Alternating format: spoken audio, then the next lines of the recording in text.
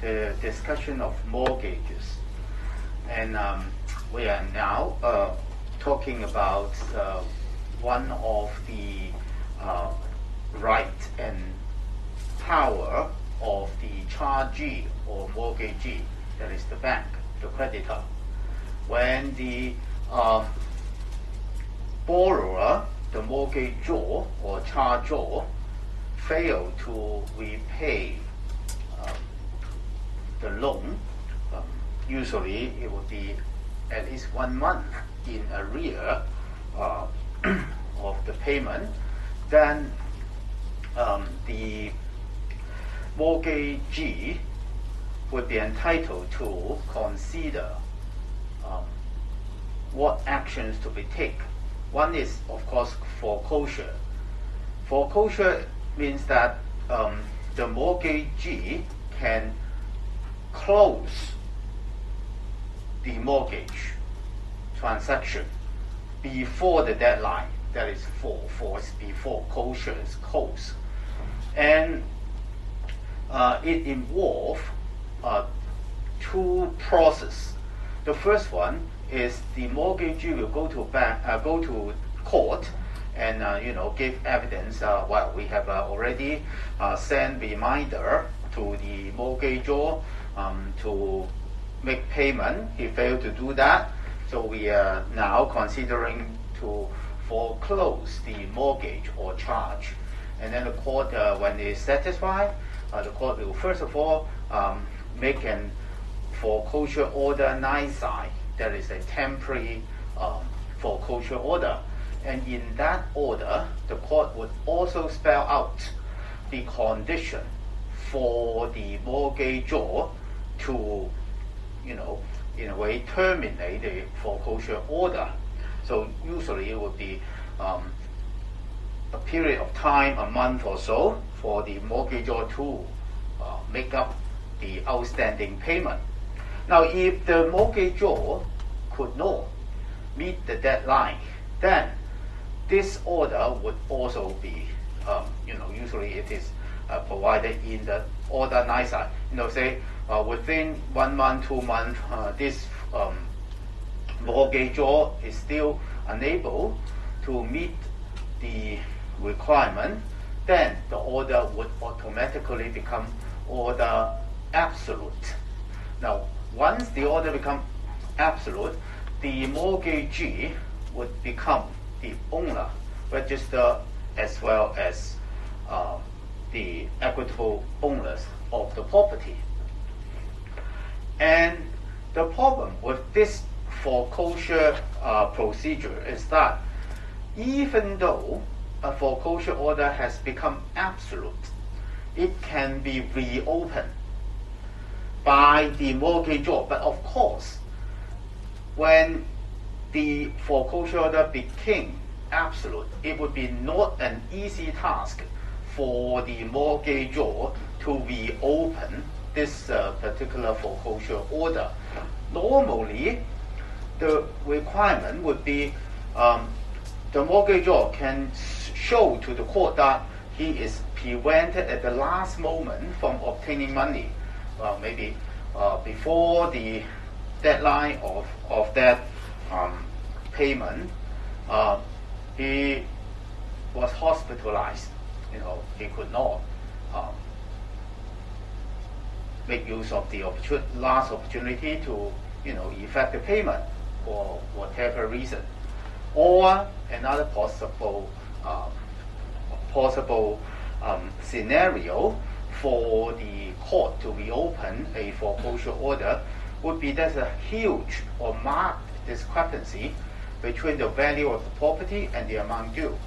Of course, it depends on at which particular stage this foreclosure order is being made.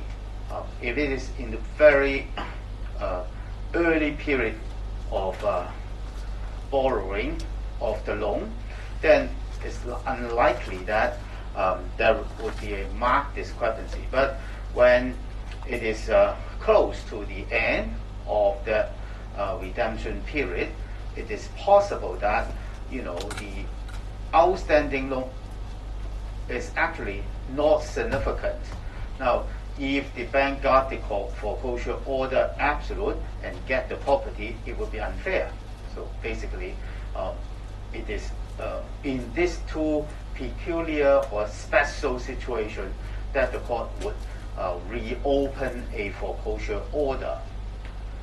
And in the application by the mortgagor for reopening a foreclosure order, the court will take into account all factors, particularly the identity of mortgagor, whether the mortgagor acts with reasonable promptness. This is also one particular factor that the court will take into account, whether the mortgagor make the application soon enough. Say the foreclosure order absolute was made or become effective at the end of, say, September this year, then the mortgagor should immediately, if possible, try to apply for reopening the foreclosure order absolute as soon as possible. Now, how long it would be, the court would be ready to reopen the foreclosure would depend on the cases. And this is an example, about the Bank of East Asia. They got the property from this French Limited, and the company was in liquidation. Now, the interesting feature of this case is that, the foreclosure order was made absolute, in December 1984. But the application by the official receiver as liquidator, of the mortgagor, because the mortgagor is a company, when it has to be wound up, some liquidator would be appointed to deal with the matters. And in this case, it was the official receiver being the liquidator. And the official receiver wants to reopen the foreclosure, if I remember correctly, because the outstanding loan was not that significant. But by the time the official receiver was appointed as the liquidator of this company, it already a few years later. And of course, the liquidator would have to get the whole picture of this company before they would decide whether or not to make such an application. And in that case, the court, the High Court, Justice Sears, refused to reopen the foreclosure order. But in the meantime, the court also took advantage of this case to discuss what are the general principles for the court to take when an application as such is listed before the court. So Justice Sears said that the court has general discretion to set aside foreclosure absolute, and in appropriate circumstances to permit the mortgagor to redeem the mortgage property. Because after all, it is a loan agreement. The property is only used as security. And this question, how the court would exercise the same, would depend on the circumstances of each case. That cannot be generalized as a universal rule. And one of the most important factors must be this: the mortgagor must show reasonable promptness. Of course, if a mortgagor is unable to pay or to make a payment, mortgage repayment, he or she must be in financial difficulty. You cannot expect them to be able to respond to a foreclosure order absolute immediately. But at least your action must be reasonably prompt. And the mortgagor should not let the mortgagee deal with the property as his own, and then without special reason to say that he would redeem the property. So one of the factors the court would take into account in relation to this idea or concept of reasonable prominence is whether the mortgagee has dealt with the property. And in this particular case, in fact, Bank of East Asia has already let the property for rent, for rental income.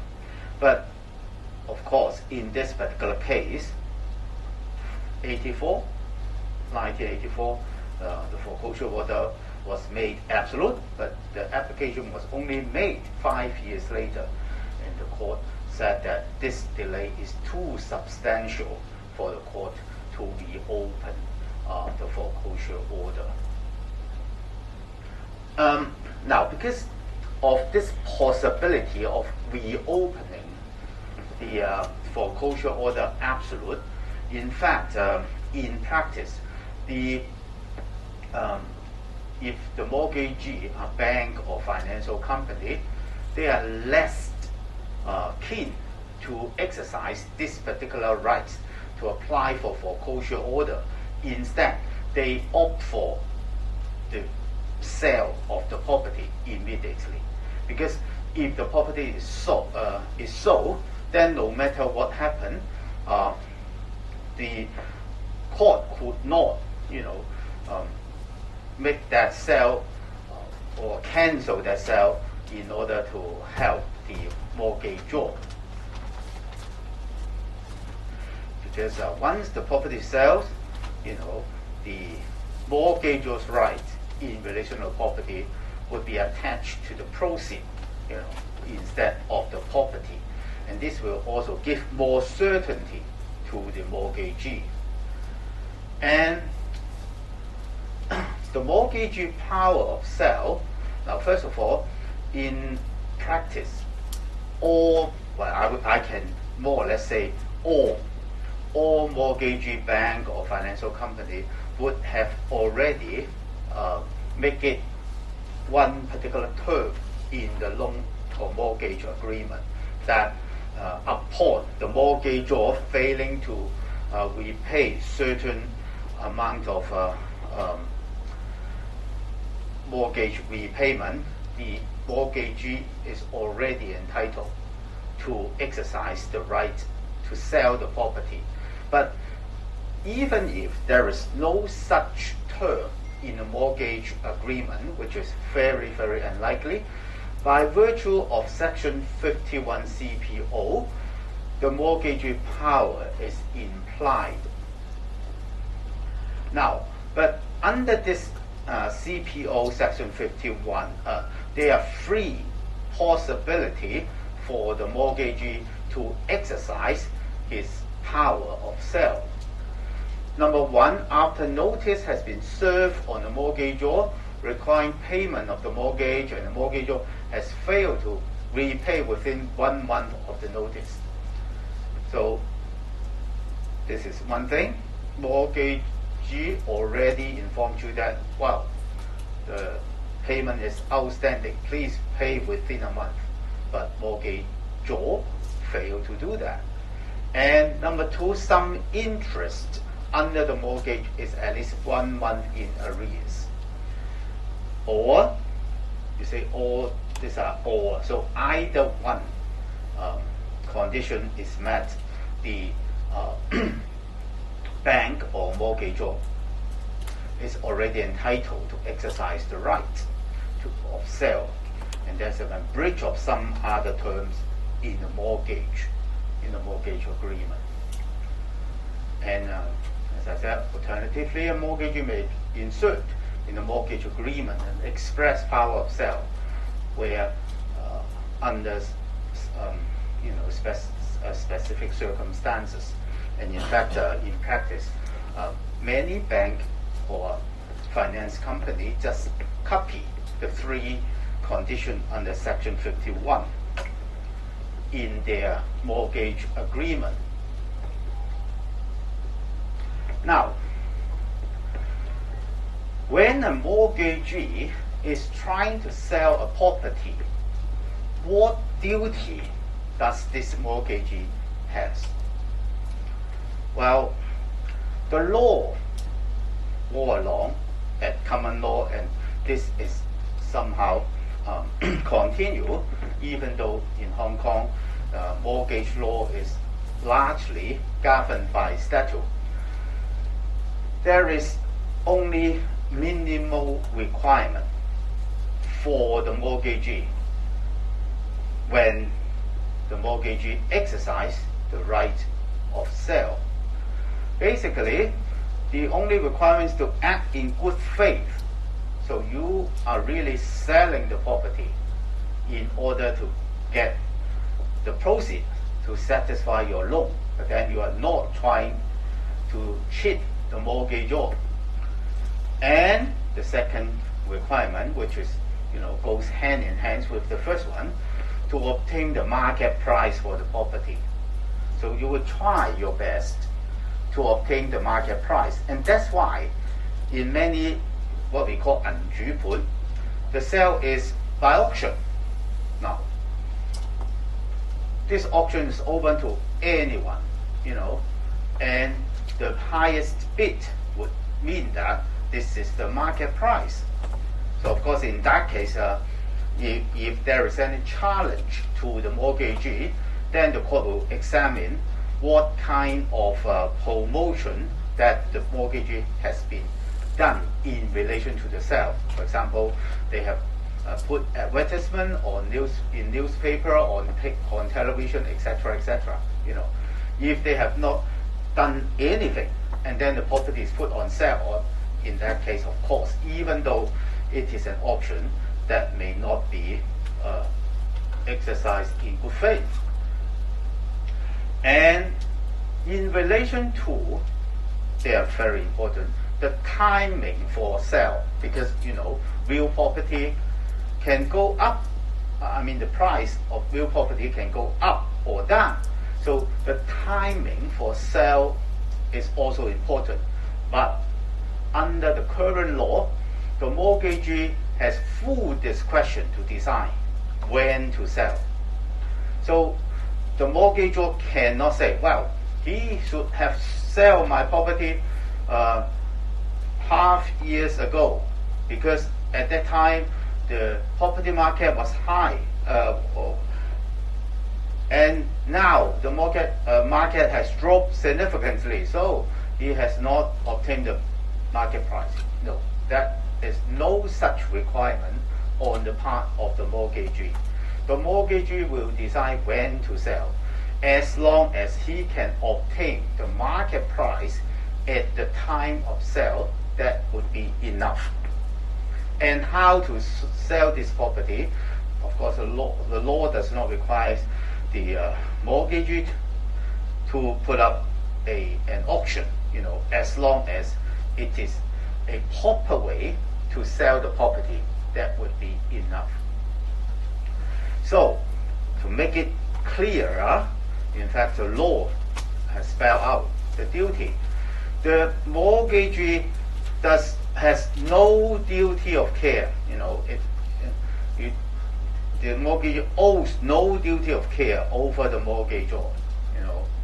And when there is a conflict of interest between the mortgagee and the mortgagor, mortgagee is entitled to give preference to his own interests over those of the mortgagor. So the duty imposed on the mortgagee when the mortgagee exercises this power of sale is really very minimal. You can see these cases to see. In one of the cases, we are talking about the mortgage of company shares. Well, for company share, the timing for sale is more important, because the market of stocks are more volatile than real property. And in that case, the Privy Council confirmed, this long-standing rule. It is the mortgagee's discretion to decide when to sell. And in that case, when the property shares was very valuable, the mortgagee did not sell it. But when it becomes more or less worthless, it purportedly sold the shares. But even that, the court said, well, it is the mortgagee's discretion. Now, the leading case is this one, Cutler Brick Company, in which the court spelled out the two principles that I have just outlined. Act in good faith, obtain market price. Now, what happened in this case is that plaintiff borrowed £50,000 from the defendant, and the purpose is to develop a piece of land. They intended to erect flats and garage on the land, and they already got development permission to do that. You know, in England, if you want to develop something, you must have this planning permission or development permission. Later on, the plaintiff ran into financial difficulty. They could not continue with the development plan, and the defendants obtained the property and intended to sell the property in order to get the money to satisfy the outstanding loan. Now, when the defendant put the site into estate agents, the estate agent said, well, if you are just selling a piece of land, it won't value very much. If you can sell this property together with the development or planning permission, then it would be very valuable, much more valuable, I should say. And in that case, in fact, if the site is going to sell with the planning permission for flats, it would worth £75,000, much more than the mortgage loan. But the defendant did not mention this planning permission in the prospectus for sale or other promotion material about the sale of this property. And defendants, when they read the advertisement for the selling of this property, they also wrote to the defendant, informing them that, well, you forgot to mention in your promotion material about our permission, planning permission, because that would affect the value of the property. But the defendant just denied the request of the plaintiff for adding this information in the promotion material. And the auction just took place as scheduled. And at the end of the day, the site was sold in the auction at this particular price. Now, the plaintiff, therefore, brought an action against the defendant before the High Court, English High Court, and said that, well, had this information of the permissions of flats were disclosed to the bidders, the ultimate price should be a much higher figure, So they are actually complaining that the bank, the mortgagee, failed to obtain the market price of the property. And the court of first instance, the High Court fined in favor of the plaintiff, and then defendant appealed. Court of Appeal said that, first of all, as a matter of principle, mortgagee was not a trustee of the power of sale for the mortgagor, And when there was any conflict of interest, the mortgagee was entitled to, give preference to his own interest over the interest of the mortgagor. But in this case, the court said that mortgagee was not merely under a duty to act in good faith, but also to take reasonable care to obtain whatever was the true market value of the mortgage property at the moment he chose to sell it. So this is the part which this is the ratio in which we derive the two duties of the mortgagor, to act in good faith as well as to take reasonable care to obtain whatever was the true market price at the moment of sale. Because in this case, the mortgagee failed to take reasonable care in relation to obtaining the true market price, and not just the agent, but the plaintiff themselves has actually, raised this particular point. Well, you should mention that in the auction. So the sale was undervalued, and the mortgagee was liable to damages for the breach of this duty of care to the plaintiff. Now, other than this particular duty of care, the mortgagee would have no duty of care whatsoever to the plaintiff. And this is the case I just briefly mentioned about, this guy, George Tan, was a very famous, financial speculator. I use the word to describe him because he did a lot of investment in different fields, including running a taxi team in Hong Kong. And because his name has the word, some pine green, Chongqing, Chongqing, and in his taxi there was a logo with the trees, green trees there. And the people said, because of that, he make a feng shui mistake, because the taxi is red, is fire, and you use a logo with the green tree, you're burning up your own fire, your own trees. But anyway, after he set up this taxi team, very soon his financial kingdom collapsed. And this is one of those cases in relation to his company. And in this particular case, he was serving as the guarantee to a company. And the company borrowed money from from China and South Sea Bank using some shares as security. And because when the borrower failed to repay, the shares at that time still have a lot of value. But the bank did not sell the shares at that time. But later on, when they decided to sell the share was almost worthless.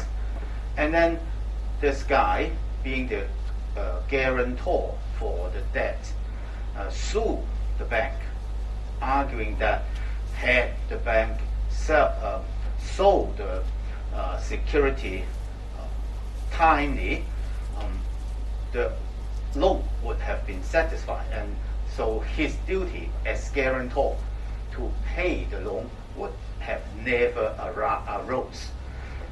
So basically, it is a dispute like this, and of course the bank said that we don't have any duty to you or to the borrower or to you as guarantor, because our duty is to get the market price and act in good faith. And at the time we sell the property, it is the market price. So they have not done anything wrong. And the case was ultimately heard by the Privy Council, and again, the Privy Council confirmed this rule. The creditor owed no duty to the surety. Now this time not just to the borrower, but also to the surety to exercise his power of sale over the mortgage security and could decide in his interest whether to sell and when to do so, etc.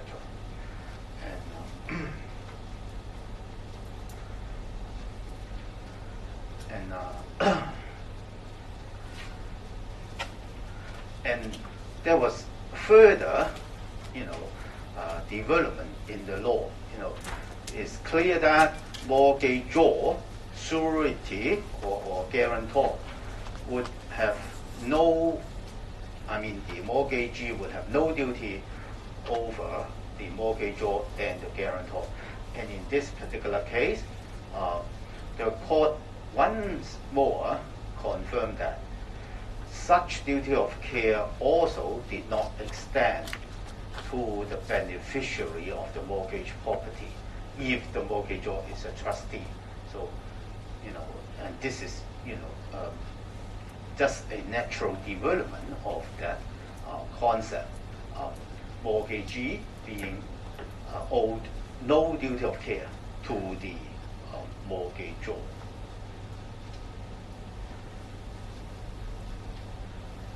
And of course, because of the Chapman case, lawyer has been advising those mortgagee when they try to sell the property, they should, act like a prudent vendor who is selling his own property in order to satisfy the requirement of selling obtaining the reasonable market price for that property. So normally they would seek professional advice as to the method of sale and the market value of the property.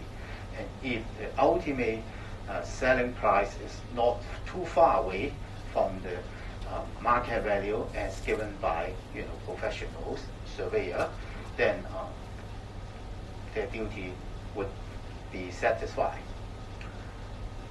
Now, so after that cases of that line of cases, law is settled.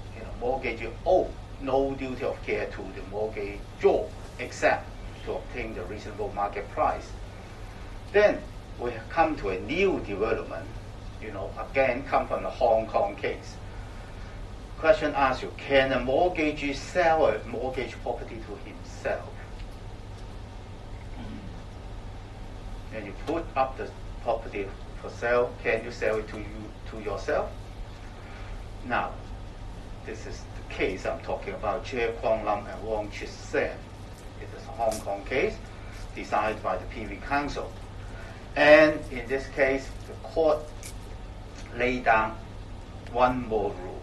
Mortgagee is normally not allowed to sell a mortgage property to himself or someone closely related to him. And even if the property is sold at market value, it is no sale at all. If the property is actually sold to the mortgagee himself. Now, the facts of this case is like this. The mortgagee is a Persian. He lent $1.4 million to the mortgagor. But then the mortgagor failed to repay the mortgage loan. And then this guy decided to exercise his power of sale and put up the property for sale in an auction. But a few days before the auction, he himself, asked his wife and his children together to call for a meeting.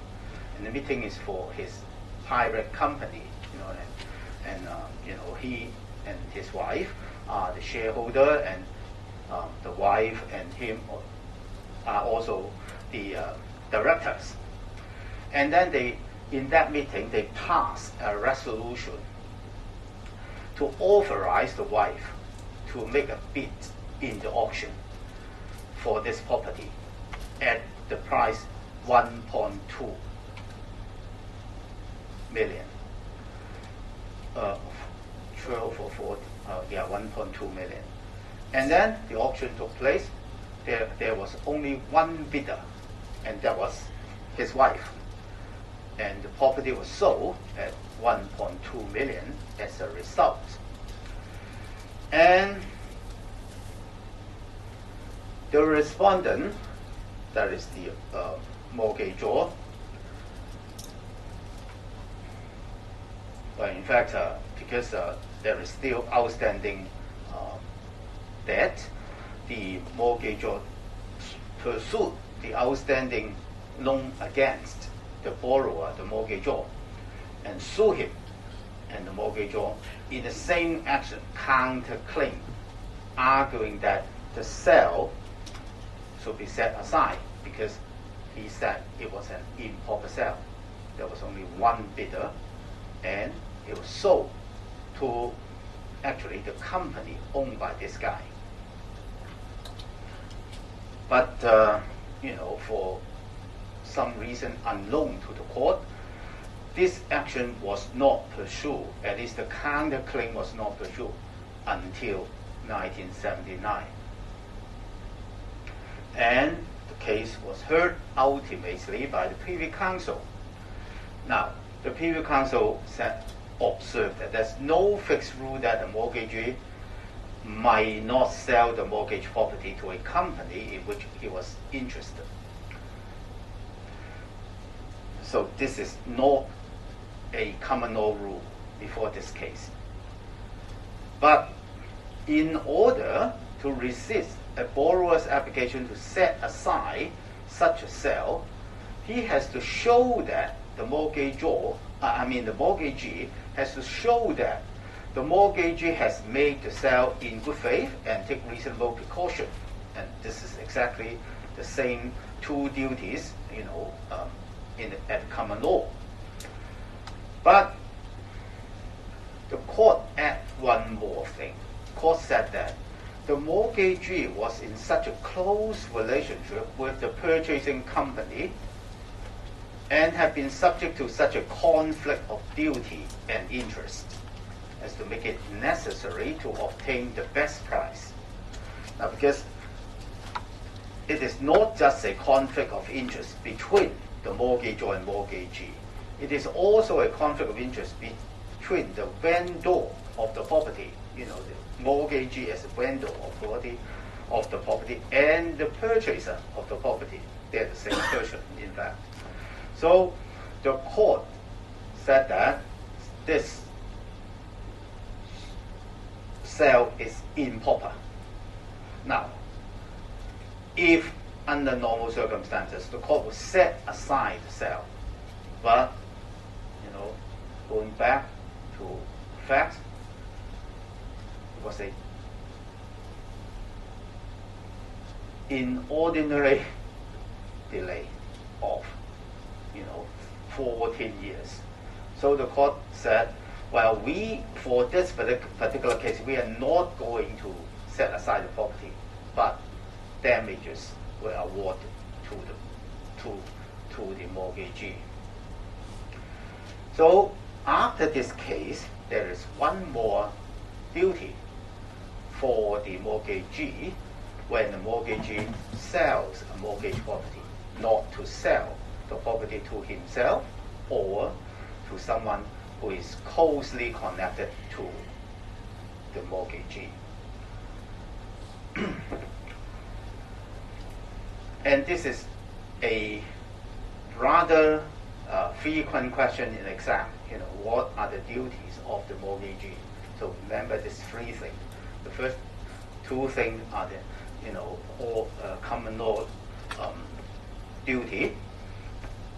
Good faith, act in good faith, get the reasonably obtainable market rent, market price for the property.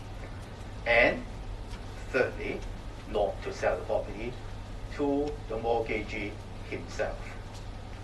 Now, the mortgagee has other rights. That include a right to sue for the debt. Of course, property is only used as security. The original loan agreement is the loan, the debt. So the mortgagee can still sue for remaining debt if, say for example, after selling the property, the sale proceeds were not enough to cover the outstanding mortgage loan, and a right to appoint a receiver. A receiver is someone who would get the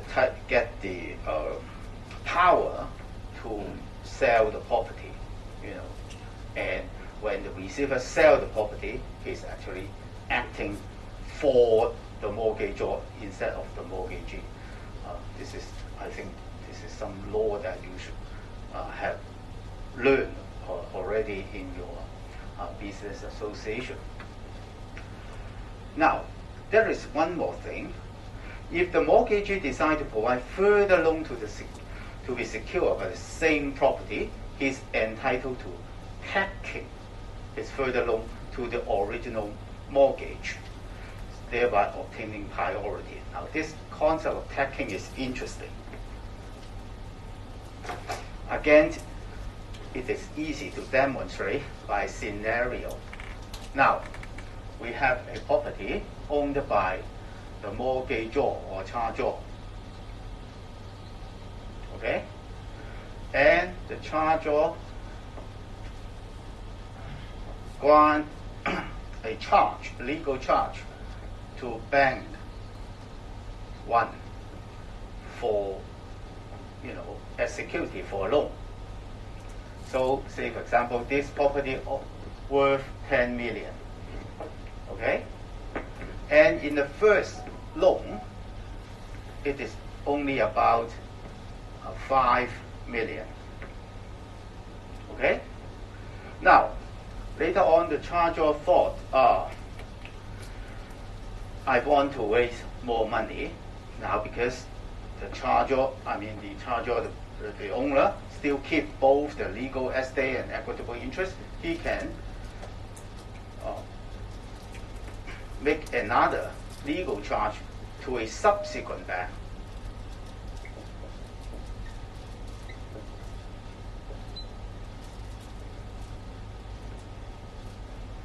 $2 million. Okay? Now, later on, because he said, well, there's still room for another charge. And this time, we get bank one again to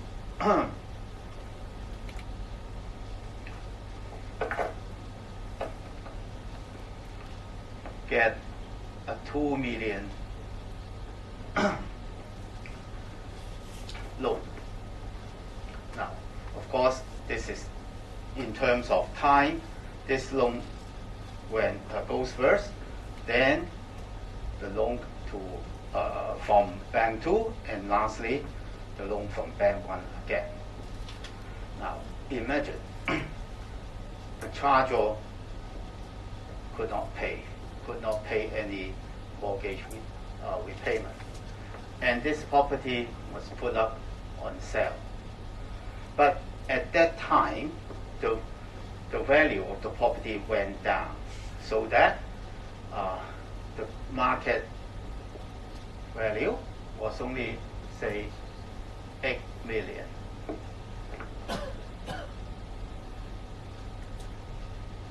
Now, if according to the chronology of events, then 5 million will go to bank 1 first, and then 2 million to bank 2.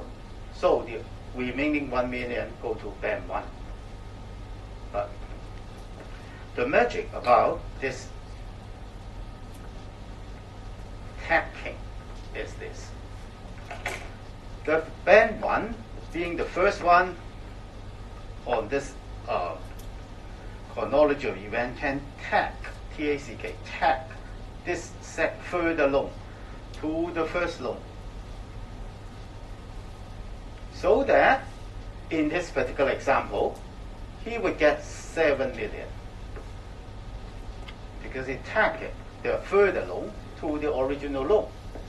So he would get 7 million, and Bank 2 get only 1 million.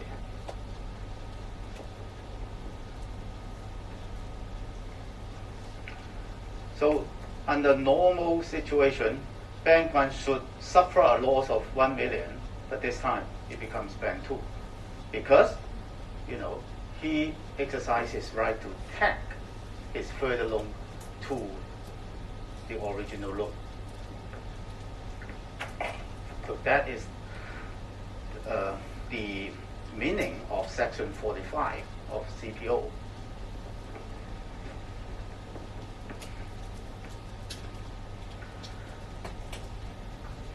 Okay, so that's all that you have to know in relation to the right about the mortgagor applying for foreclosure order, applying for sale, exercising the right of taking, and in exercising the right for sale, he can take his own interest over the interest of the mortgagee.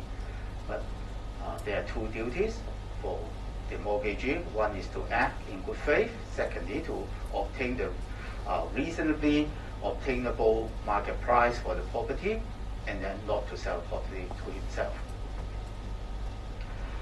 Now, next topic is about how can you discharge a mortgage or a charge. You grant a legal charge to the chargee, to the bank. How can you discharge this charge? Now, it can be done in three ways. The first one is, of course, mortgagor redeems the property. Mortgagor, the borrower, had enough money. He paid all the money to the bank. The loan gone, security also gone. There will be no mortgage in that case. Second, mortgagee exercises power of sale or foreclosure. In both cases, in either cases, the mortgage would also be gone. And lastly, there is some legal operation under the limitation ordinance. The mortgagor's right is statute barred under Section 14 of the limitation ordinance, where the mortgagee has been in possession of the mortgage land for 12 years. Now you should know what is the meaning of in possession. It's in physical possession, and physical possession may mean either the mortgagee occupies the land or he rents the land to a tenant. Okay? This is particularly relevant to the Chinese mortgage by Form C, if you remember that. Because in that Chinese customary mortgage, the mortgagee is given the right to occupy the mortgage property, but he's not getting any interest, right? And if he is given the occupation of the property for 12 years, and still the mortgagor could not satisfy the loan, then, his right would be statute barred under Section 14 of limitation ordinance. Of course, even within our common law mortgage or statutory mortgage, it could still happen, when the mortgagee is in possession of the mortgage land.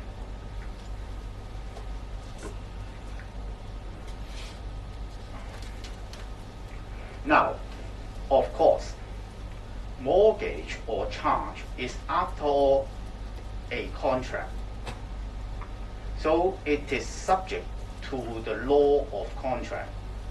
And if you still remember your law of contract, you should remember that there are some vitiating factors. What are the vitiating factors? Things like mistake, misrepresentation, undue influence, etc. So if you are representing a lender, that is the bank, the mortgagee, in the preparation of a legal charge, you have a special duty to ensure that the legal charge is not executed by the charger under undue influence and misrepresentation. You should still remember the cases about undue influence. The poor wife was somehow unduly influenced by the husband to mortgage their matrimonial home to raise money for the husband's business, but then the husband was incompetent. They lose all the money, could not repay, and the bank tried to, get the property. And the wife then said, well, I execute this mortgage agreement under undue influence of my husband. Remember those? And then what would happen? The mortgage would be set aside, and the bank will suffer, all the loss. And therefore, if, as for a solicitor representing the bank, it is now very important to ensure undue influence has not been present in the execution of the charge. And in fact, since this concept of undue influence was introduced, or well, not really introduced, become significant in England and also in Hong Kong as a result of that, the law is now more or less settled. And in short, in fact, in the House of Law decision, the House of Law laid down a plan how to teach the solicitors or the mortgagee to avoid the claim of undue influence when the mortgagor execute the mortgage agreement. Basically, the solicitor representing the lender is required to explain the full nature of the mortgage and advise the charger or mortgagor to take independent legal advice on the effect of the charge before executing the deed of legal charge. In fact, in England now, the mortgagor would not proceed with any mortgage until the mortgagor can show he has obtained independent legal advice. And in Hong Kong, we also, as a result of this development of undue influence, the Law Society has also issued a circular, date 19th of May, to provide guidelines to solicitors in Hong Kong to avoid undue influence, in executing legal charge. Property Law Society guideline notes solicitors' duties in relation to security transaction with potentially undue influence party. And in short, the solicitor acting for the lender should make inquiries about the relationship between the lender's principal debtor and the proposed surety or mortgagor before deciding the step he should take to satisfy that. That the mortgagor or surety understand the transaction in question. Now, this is particularly important if the principal debtor and the proposed surety or mortgagor are spouses. And, in the case in Hong Kong, which was, the case was brought in 2003, but heard in 2008, 5 years later. And in this case, it involved a deed of covenants in the name of a legal charge. Now, and this legal charge involved a property owned by two sisters. And it turns out that the real effect of this so-called legal charge would be the two sisters using the property jointly owned by them to secure as a guarantee, to secure for their brother's company's finance need. And in that case, of course, the brother could not repay the money. Brother's company could not repay the money, and therefore the bank tried to exercise the mortgagee's power to get the property for sale. But then the two sisters claimed oh, this particular mortgage or legal charge was executed under undue influence. And therefore, we have such litigation. And the court, by looking at the circumstances under which the legal charge was executed,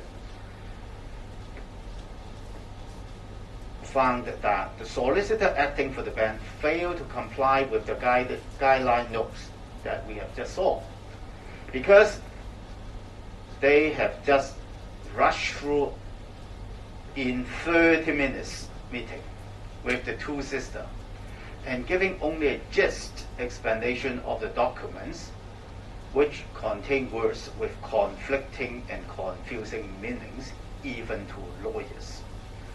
Now, I'm quite sure that none of you would, even if you had purchased a property and executing a legal charge to your bank, you would have not really go through the mortgage agreement carefully.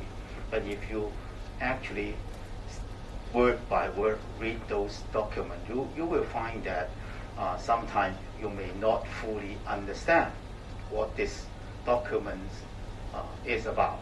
But in any event, in that case, the court find that there was undue influence and the bank suffered, because property go back to two sisters and the loan, gone. But of course, other than ensuring no undue influence or misrepresentation has been made to the charger, in terms of drafting the mortgage agreement, then solicitor should be safe, because in most banks and financial companies nowadays, they would use their own standard forms for creating a legal charge. So it's usually unnecessary for the solicitor to worry about how to draft the deed of the legal charge. And if the solicitor is representing a vendor, in a sale and purchase of real property, the vendor sell the property to the purchaser, but the property is still subject to a legal charge, then the solicitor has to ensure the legal charge has been properly discharged, because that would affect the title of the property. Again, CPO Section 56 make it simple. As long as you have a receipt attached to that relevant title deed, then it would be more or less all right. And of course, the receipt has to be executed by the mortgagee or the person who was empowered to execute that receipt for the mortgagee. And once you got this receipt, that would be serving as a discharge and reassignment of the mortgage property from the bank to the mortgagor. That is the vendor in this case. Now, and don't worry about how complicated that receipt would be, because Schedule 3 of CPO, Form 6 of Schedule 3 of CPO give you a format, and it is actually very, very simple. Something like this. The mortgagee, of course, Hong Kong Bank, for example, HSBC acknowledge receipt of all money secured by the annex, that is the mortgage document within the written mortgage legal charge, and then they signed by the mortgagee. That's it. Don't have to worry. Just copy that form. That would be enough. Now, another topic relating to mortgage sale by a mortgagee would be the worry that what if the mortgagee, that is the bank, has sold the property irregularly, That is to say, they may not have the proper authority to sell. Then the purchaser would be in a very vulnerable position. So in order to make this sale by mortgagee more straightforward, under Section 52, we have this particular provision. Where a sale is made under a mortgage, the title of the purchaser shall not be affected by the fact that no case has arisen to authorize the sale, or due notice was not given, or that the power was otherwise improperly or irregularly exercised. So as long as the mortgagee is purporting that he is selling as a mortgagee, then Section 52 will give protection to the purchaser of the property. They would not be affected. And what about those, particularly the mortgagor, who suffer as a result of this irregular exercise of the mortgagee's power? Don't worry. The later part of this section gives you the provision. Any person who suffers loss through an unauthorized, improper, or irregular exercise of power of sale shall have a remedy in damages against the person exercising the power. So, if the bank actually sell the property improperly, the purchaser does not have to worry. And the remedy open to the mortgagor is to sue the mortgagee and get damages. And he has no rights to go after the property which has already been sold to the purchaser.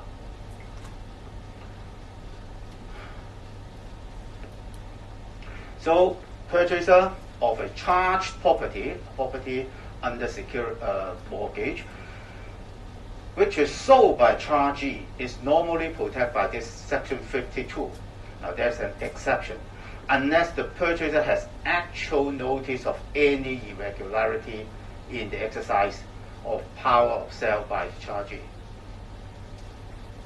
If he does not know that the chargee is exercising his power under either unauthorized or irregularly, then he would be protected under Section 52. But if he is one of the party, trying to deceive the mortgagor, then of course Section 52 would not protect him. And the chargor who suffer any loss as a result of the sale by the chargee normally can go after the chargee but not the purchaser for compensation. So it's very safe if you are purchasing a property sold by a chargee. Now this is a very straightforward section.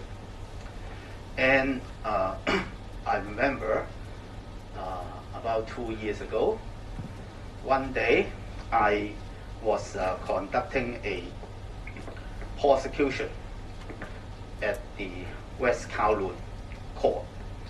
At 4:30, the case, of course, the court hearing got stopped.